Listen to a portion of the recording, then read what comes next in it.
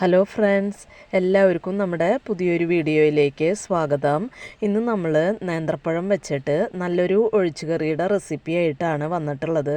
വളരെ സിമ്പിളായിട്ട് തയ്യാറാക്കാൻ പറ്റണതും അതേസമയം ടേസ്റ്റി ആയിട്ടുള്ളതുമായ ഈ ഒഴിച്ചുകറി എങ്ങനെയാണ് ഉണ്ടാക്കുക എന്ന് നോക്കിയാലോ.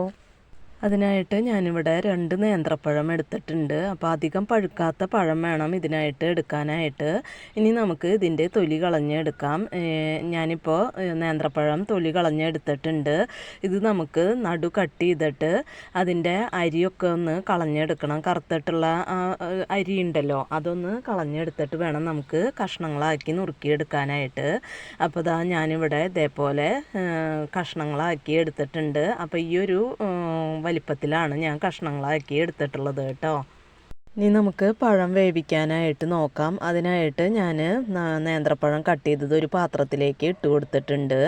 ഇതിലേക്ക് ഒരു 1/4 ടീസ്പൂൺ മഞ്ഞൾപ്പൊടി ചേർത്ത് കൊടുത്തിട്ടുണ്ട്. പിന്നെ ഒരു 3/4 ടീസ്പൂൺ എരിവുള്ള മുളക് പൊടി ചേർത്ത് കൊടുത്തിട്ടുണ്ട്.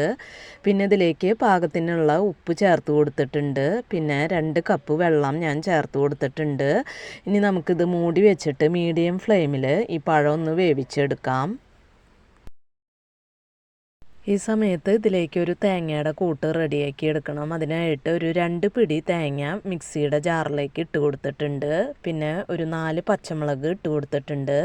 പിന്നെ ഒരു 10 മണി കുരുമുളക് ഇട്ട് കൊടുത്തിട്ടുണ്ട്. പിന്നെ ഒരു 1/2 ടീസ്പൂൺ ജീരകം ഇട്ട് കൊടുത്തിട്ടുണ്ട്. ഇത് നമുക്ക് കുറച്ച് വെള്ളം ചേർത്തിട്ട് നല്ല പേസ്റ്റ് പോലെ ഒന്ന് അരച്ചെടുക്കാം. ഇപ്പോൾ നേന്ത്രപ്പഴം ഇവിടെ നന്നായിട്ട് വെന്ത് വന്നിട്ടുണ്ട്. നമ്മൾ സ്പൂൺ കൊണ്ട് ഇങ്ങനെ കുത്തി നോക്കുമ്പോൾ, ഒന്ന് ഉടച്ച് നോക്കുമ്പോൾ പെട്ടെന്ന് തന്നെ വെന്ത് വന്നിട്ടുണ്ട്.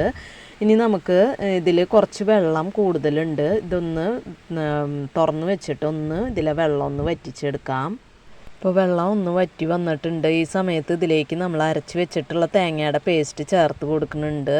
നന്നായിട്ടൊന്ന് മിക്സ് ചെയ്ത് കൊടുക്കുക. ഈ തേങ്ങയുടെ പച്ചമണം ഒന്ന് മാറട്ടെ, അതുവരേക്ക് നന്നായിട്ടൊന്ന് മിക്സ് ചെയ്ത് കൊടുക്കാം.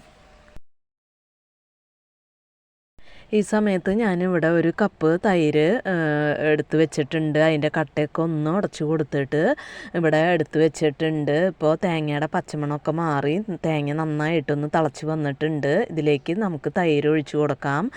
അപ്പോൾ തൈരിൻ്റെ പുളിക്കനുസരിച്ചും വേണമെന്നുണ്ടെങ്കിൽ കൂട്ടിയൊക്കെ കൊടുക്കാം കേട്ടോ. നമ്മൾ ടേസ്റ്റ് നോക്കിയിട്ട് ആവശ്യത്തിനനുസരിച്ച് തൈര് ചേർത്ത് കൊടുക്കാം. നന്നായിട്ടൊന്ന് മിക്സ് ചെയ്ത് കൊടുക്കുക. ഇനി ഇത് തിളയ്ക്കേണ്ട ആവശ്യമില്ല, നന്നായിട്ടൊന്ന് ചൂടായി വന്നാൽ മതി. ഞാനിവിടെ 2 കപ്പ് തൈരാണ് ചേർത്ത് കൊടുത്തിട്ടുള്ളത്. അപ്പോൾ തൈരിൻ്റെ പുളിക്കനുസരിച്ച് വേണം നമ്മൾ തൈരിൻ്റെ അളവ് തീരുമാനിക്കാനായിട്ട് കേട്ടോ.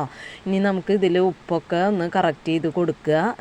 ഞാനിതിലേക്ക് ഒരു 2 ടീസ്പൂൺ അപ്പോൾ പഞ്ചസാര ചേർക്കുമ്പോൾ നമ്മുടെ പഴം പുളിശ്ശേരിക്ക് നല്ലൊരു പ്രത്യേക ടേസ്റ്റാണ് കേട്ടോ. ഇനി ഇതിലേക്ക് ഒരു തണ്ട് കരിവേപ്പില പൊട്ടിച്ചിട്ട് കൊടുക്കുന്നുണ്ട്.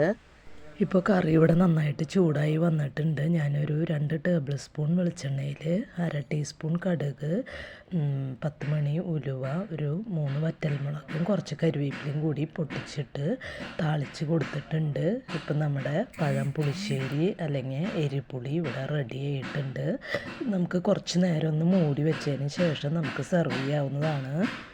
അപ്പോൾ ഇത്രയേ ഉള്ളൂ ഇന്നത്തെ വീഡിയോ. ഇനി നമുക്ക് മറ്റൊരു വീഡിയോയുമായി കാണാം. അതുവരേക്കും താങ്ക് യു.